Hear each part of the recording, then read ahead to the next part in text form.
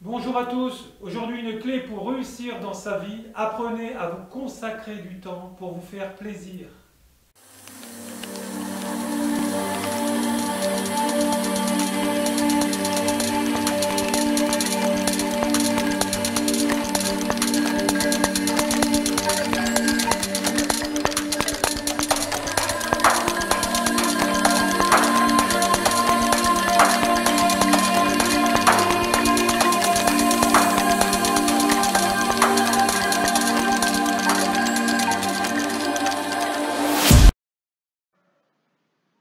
Bonjour à tous, aujourd'hui nous allons voir la leçon numéro 3, les éléments élémentaires, élémental. Alors la différence entre un élément élémentaire, élémental, théorie de création d'un élémentaire, chapitre 1, la différence entre l'élément, l'élémentaire, l'élémental, théorie de la création d'un élémentaire. Donc voilà, donc c'est ce que nous allons voir. Bonjour à tous, bienvenue dans la leçon numéro 3 dans la formation chamanisme avancée. Vous êtes arrivés à faire les exercices dans la leçon numéro 2 par rapport au dégagement des lieux. J'attends vos devoirs. Aujourd'hui, nous allons voir certains éléments. Il n'y aura pas de devoirs. Vous aurez donc une semaine supplémentaire de dégagement des lieux. Aujourd'hui, on va voir avec les entités, les petits peuples avec qui nous allons travailler, les petits peuples. Nous allons voir la différence entre les éléments élémentaires et l'élémental. Tout ce que je viens de vous citer existe que dans le monde intermédiaire et comment un chaman travaille avec tout ceci. Alors moi, ma chamane en Sibérie m'avait dit, le jour où tu deviendras chaman, Laurent, c'est quand tu travailleras avec le monde intermédiaire. Dans le monde intermédiaire, donc dans les voyages chamaniques, dans le monde intermédiaire, mais pas avant. Avant, tu seras un apprenti. Alors voilà, donc votre travail va être avec beaucoup dans le monde intermédiaire, avec les entités là où les éléments qui fait avec le rituel, et le travail est compliqué en termes de création du monde que le chaman crée. On se dirige là avec vous dans cette formation par ses capacités. Il se compose par ce qu'on apprend aujourd'hui, dont les trois éléments qui veulent dire à peu près pareil en français. Un élément, c'est une matière, feu, air, eau, terre. Et il y a deux systèmes d'éléments. C'est une matière, tout ce qui est créé dans notre monde est créé par un élément ou plusieurs éléments. Donc, il y a le système occidental et oriental. Le système occidental, les quatre éléments, terre, feu, air, eau, qui est activé par le cinquième élément qui est activé par l'éther, ou la force divine. Le système oriental des cinq éléments, terre, feu, bois, l'air remplacé par le bois, eau et le fer, à peu près la même chose que l'élémentaire distingué de façon différente.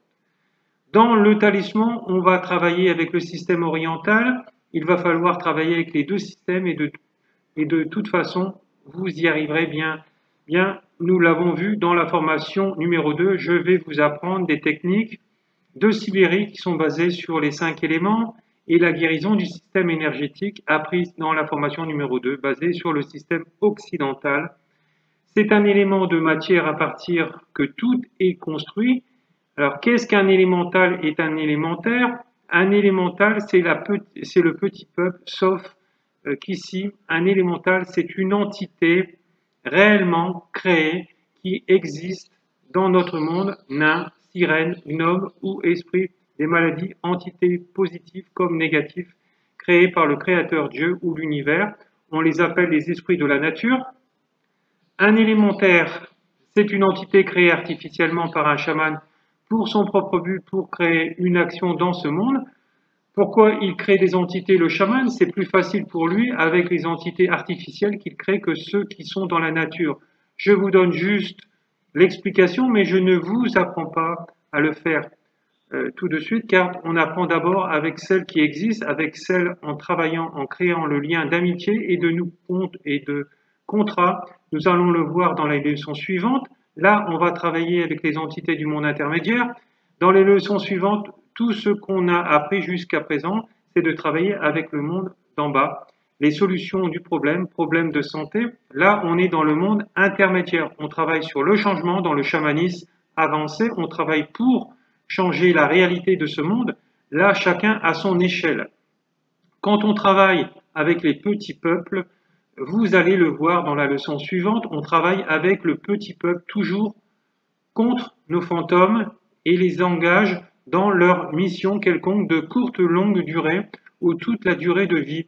Il y a un contrat toujours à respecter et si on ne respecte pas, on peut avoir un problème qui se passe ici. L'élémentaire créé par le chaman, il suffit juste qu'il le contrôle et le nourrisse. C'est une entité qui fournit des services à la personne qui le crée. C'est vrai, il y a une grande responsabilité. Ici, on est dans la magie haute, c'est assez important. La responsabilité, on ne crée pas une entité qui ressemble à l'être humain, on crée une entité mineure de force de la pensée d'un seul élément. Ce n'est pas très impactant. Il ne faut pas apporter énormément de travail, juste une action pour, par exemple, guérir un certain type de maladie, petite fonction. Vous avez la responsabilité, l'entité créée qui va se charger pour juste travailler là-dessus. Vous avez la responsabilité, il ne faut pas qu'elle mute ou s'échappe ou d'autres choses imprévisibles. Vous devrez la programmer correctement, programmer la fonction et aussi son autodestruction. Elle ne doit pas être là à l'infini. Vous pouvez la programmer à l'autodétruire automatiquement. Au bout de 3 ou 5 ans, imaginez qu'il vous arrive quelque chose et vous ne soyez pas dans et que vous soyez dans l'incapacité de l'effacer. Vous vous souvenez, le travail dans le rituel de dégagement des lieux, on en a parlé de dégager les entités dans les murs ou dans les lieux de culte. Il s'agit de ça, ça peut être un problème. Souvent, les gardiens des lieux, on les place dans les murs. Le gardien des lieux, on le verra dans la leçon des talismans. On crée là une entité artificielle. Nous, on va le faire avec une entité naturelle qui existe. On va le faire dans la prochaine session. Le chaman place l'entité gardien dans les murs, il va la nourrir avec quelque chose, voilà. Par la suite, on ne va pas la récupérer ou elle va partir ou va quitter ce monde. Cette entité continue d'exister, elle va être affamée, elles sont basiques, primaires, elles peuvent muter si elles trouvent l'énergie nécessaire, donc elles deviennent agressives. C'est une des raisons pour que si vous emménagez dans les lieux, où habiter un chaman ou un guérisseur ou un sorcier, donc là où il habitait avant, si vous tombez sur une entité pareille, il faut savoir s'en débarrasser, c'est-à-dire savoir la désactiver. Il faut le faire, c'est assez compliqué, parfois c'est faisable. On l'a déjà vu dans les leçons précédentes, pour que cela ne vous arrive pas, il faut que votre élémentaire soit programmé à l'autodestruction. Il ne faut pas créer d'entités complexes, sinon un jour vous allez voir de quoi je parle ici et vous allez peut-être trouver le chemin de création de cet élémentaire. Ça peut vous trotter dans la tête d'aller voir de créer quelque chose de plus complexe tout le temps, une entité qui peut être visible et qui ressemble à un être humain. C'est assez dangereux, c'est un esprit car c'est une entité avec les 4 éléments. Il nous ressemble, il ne voudra pas se libérer de vous, ce sera difficile de le défaire, de le tuer, l'entité, car vous avez donné naissance à quelque chose. Quand vous aurez créé votre élément, terre, il ne faudra pas que créer son autodestruction, mais il faudra mettre dans la formule comment vous allez la désactiver, cette entité-là. On ne sait jamais, car parfois les choses se passent mal, parfois l'entité mute, c'est important de le prévoir d'avance. Il faut que vous ayez un récipient pour créer votre élémentaire. D'abord, choisir son action. Cela doit être assez fine, son action. Par exemple, un élémentaire qui guérit toutes les maladies du monde, ce n'est pas possible et il n'est pas capable d'exécuter cette tâche. Donc voilà. Donc pour la méthode, donc réfléchissez d'abord quel élément qu'il vous faut. Vous pouvez créer une entité qui guérit tous les psoriasis, par exemple, ou seul sur les femmes ou hommes ou enfants, cela doit être assez fin. Le récipient peut être un mur ou un objet si c'est ce dernier. Je préfère que le récipient soit de l'argile ou fabriqué avec, car cet élément correspond au mieux à ce travail. Elles tiennent mieux les énergies. Pensez à la formule comment le créer, quelle sera son action, remplir la boule énergétique avec un élément qui correspond à un élémentaire qui va va animer cet objet. Cet objet, on va le travailler plus dans le talisman. Là, je vous donne plus la théorie en Sibérie. Il s'appelle un nongon. C'est un objet animé. Par la suite, vous avez rétabli le protocole d'action pour cette entité-là. Vous allez la nommer, la baptiser en quelque sorte et programmer son autodestruction. Si les choses ne vont pas bien et trouver comment le nourrir, c'est une entité du monde intermédiaire. Elles sont donc mortelles et ont besoin de se nourrir. Quelle énergie vous devez lui donner? Par exemple, par exemple des plantes, la fumigation ou du lait. Donc en Sibérie, c'est toujours du lait pour nourrir cette entité-là. Tout cela de la terre pure, on va apprendre avant à faire d'abord le talisman basique dans les leçons suivantes et par la suite, on va plus le travailler dans le chamanisme avancé plus tard, comme cela, ça vous donne une idée. Est-ce que vous voulez aller déjà là-dedans et créer votre ongon, créer votre élémentaire ou créer plusieurs éléments terre pour avoir beaucoup plus d'outils qui peuvent travailler pour vous? Vous allez me poser cette question. Oui, je vois, c'est complexe et pourquoi n'importe quel chaman va travailler avec tous ces petits peuples, créer les élémentaires, c'est compliqué. Pourquoi ne pas travailler dans la méthode chamanique du numéro 2, de niveau 2, intermédiaire? C'est simple, la façon comme on a travaillé avant, avec les esprits qui viennent du monde d'en bas ou du haut et leur application dans le monde intermédiaire. C'est travailler sur quelque chose qui n'est pas présent, c'est-à-dire une chose qui n'est pas présente avant, c'est quelque chose qu'on contrôle. On les invite et après elle part. L'entité, on ne peut pas la mettre en permanence. Tandis qu'ici, le petit peuple, les élémentaires ou élémentaires peuvent travailler en permanence sans vous fassiez quoi que ce soit. Par exemple, vous ne pouvez pas travailler avec une entité protectrice en permanence et oublier son existence. Par exemple, vous avez trouvé une entité qui vous protège dans le monde du bas. Chaque fois que vous allez faire quelque chose, vous devez l'activer, l'appeler et lier avec elle et lui demander de faire le travail de protection. C'est comme ça avec l'entité dans le monde du bas. Tandis que quand vous travaillez ici dans le monde intermédiaire, vous avez créé l'ongon de protection élémentaire élémentale, de protection, une entité qui va juste vous protéger, il faut juste la nourrir de temps en temps.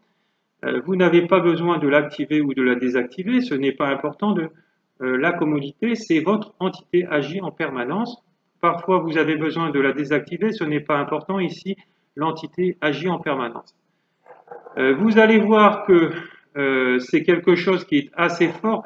La plupart du temps, on a besoin de travailler en permanence. On appelle les élémentaires sur vos clients. Vous allez être moins fatigué et faire moins de travail. Si vous le faites comme il faut, mettre un élémentaire par type de soin, en trouver plusieurs et faire un contrat avec eux. Vous allez être un spécialiste très demandé, vous pouvez faire plusieurs séances le même jour, quasi simultanées, avec plusieurs personnes, vous ne serez pas fatigué. Et vous serez moins fatigué car ça ne va pas passer sur vous et vous demanderez à l'esprit qui va travailler et vous passerez à autre chose. Cela fait la force du chaman. Je vous le donne ici pour que vous ayez une vision maintenant vers le futur. Un jour, peut-être que vous travaillerez là-dessus, vous créerez votre premier ongon. Moi, j'en ai plusieurs d'ongons. Dans la leçon suivante, on va commencer à travailler petit à petit avec les entités du monde intermédiaire. On commence avec le gentil petit peuple, car vous devez apprendre à être fonctionnel. Avec le petit peuple, ce n'est pas toujours évident. Et après, on va créer les talismans. C'est facile. Aujourd'hui, c'est juste de la théorie, car la semaine dernière, c'était un très gros travail et beaucoup d'entre vous n'ont pas fini. J'attends votre devoir de la semaine dernière, quand vous aurez terminé, à la semaine prochaine, où on va commencer à travailler avec le petit peuple de l'élémentaire et l'élément haut. À très bientôt. Voilà, donc pour mes élèves, vous aurez donc dans la leçon suivante, en fait, le protocole en détail. Voilà, je vous remercie, au revoir.